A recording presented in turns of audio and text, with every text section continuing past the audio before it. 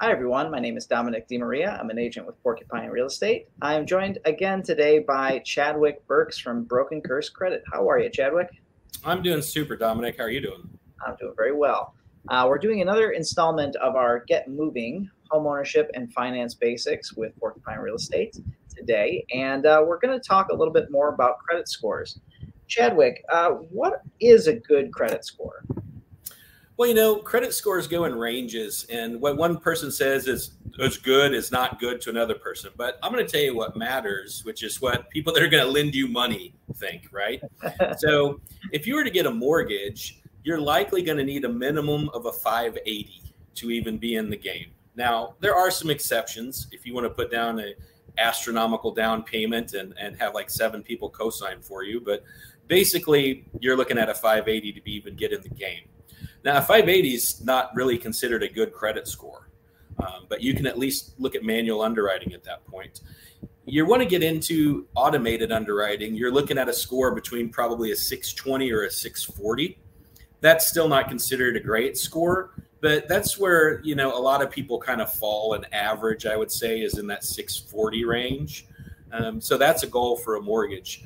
If you want to get into what's considered the top tier, you're looking for a 700 to a 720 plus. Credit scores theoretically go up to 850. It's very rare to see anything over 800. Now, I have seen them before, but they are usually your 80-year-old debt-free grandmas that have had all these accounts and paid them off, right? And have kept them open. So I would say that if you're a 720 plus, you're doing great. But most lenders, it tops out at 780. You get no bonus points for going over 780. Gotcha.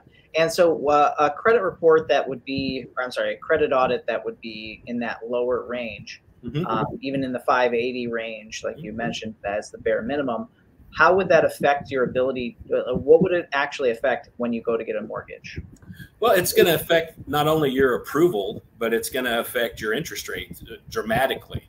So when most lenders price out loans, and it's the same even with auto loans or personal loans, they have tiers, and the rate and fees vary in those different tiers.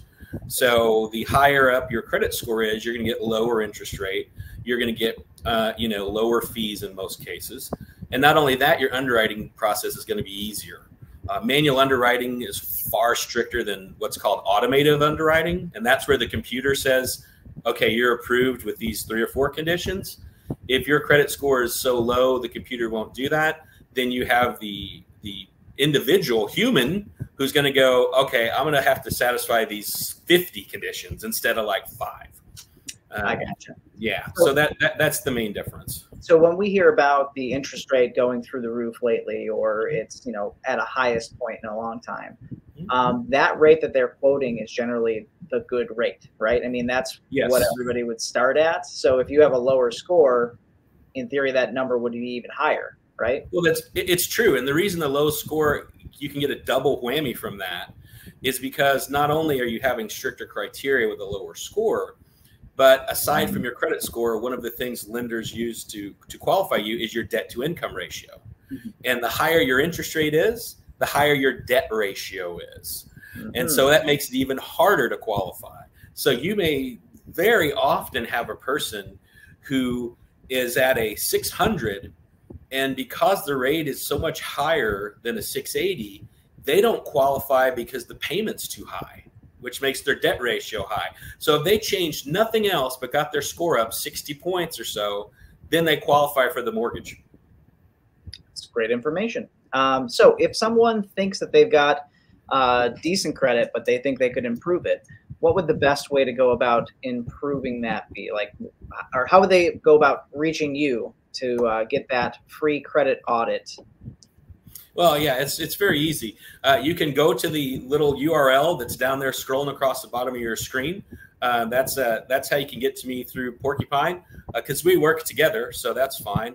Or you can go directly to my website, which is brokencursecredit.com, brokencursecredit.com, or you can call my office, 339-200-9699, 339-200-9699.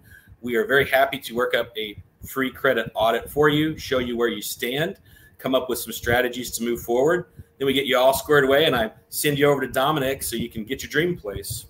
Yeah, we'd be happy to help you find that that apartment or mortgage for a house that you really want to be in. So again, thank you, Chadwick, for joining us here today, and we will see you in the next video. Yeah, take care, everyone.